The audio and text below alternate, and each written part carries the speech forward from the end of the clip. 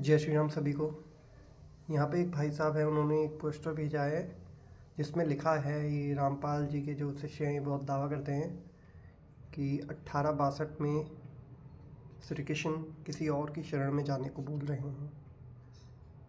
यहाँ पे देखिए क्या लिखा है इन्होंने। श्रीमद् भागवत गीता जी अध्याय 18 के श्लोक 62 में गीता ज्ञानदाता प्रभु कह रहा है, हे अर्जुन, सर्वभाव से उस परमेश्वर की शरण में जा, उसकी कृपा से तू परम शांति को और शाश्वत परम धाम को प्राप्त होगा। अध्याय 8 के श्लोक नंबर 9 में गीता ज्ञानदाता प्रभु कहता है, वह परमेश्वर कबीर है। इन्होंने 1862 से 8 के 9 में छलांग लगा दी, लेकिन इन्होंने 1862 से एक श्लोक पहले नहीं देखा। आइए देखते हैं उसमें क्या लिखा है। यहाँ देखिए, इस श्लोक में लिखा है, हे अर्जुन, शरीर रूप यंत्र में आरूढ़ हुए संपूर्ण प्राणियों को अंतर्यामी परमेश्वर अपनी माया से उनके कर्मों के अनुसार भ्रमण करते हुए सब प्राणियों के हृदय में स्थित हैं। अब 62 में कहा है कि तू सब प्रकार से उस परमेश्वर की शरण में जा। किसकी? जिसको 1861 में बताया है कि वो सबके हृदय में स्थित हैं। अब आइए देखते हैं हृदय में कौन स्थित है। यह है भगवत गीता का अध्याय 15 का श्लोक 15। इसमें श्री कृष्ण यह स्पष्ट बता रहे हैं कि मैं ही सब प्राणियों के हृदय में अंतर्यामी रूप से स्थित हूँ।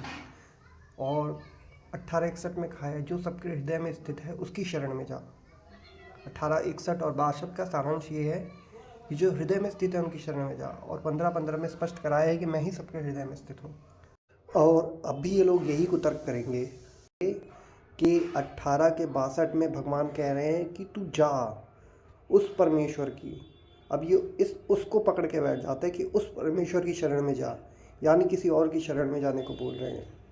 तो हम इनको एक और चीज़ दिखा देते हैं।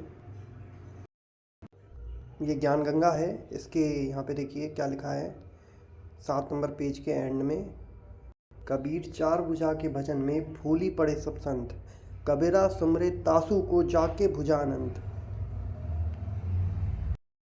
अब यहाँ पे इसका अर्थ निकलता है, ये देखिए, कबीरा सुमरे तासु को जाके भुजा अनंत। कबीर कहते हैं कि मैं तो उस निराकार अनंत भुजा वाले सर्वव्यापी असीम शक्ति वाले परमात्मा का सुमिरन करता हूँ।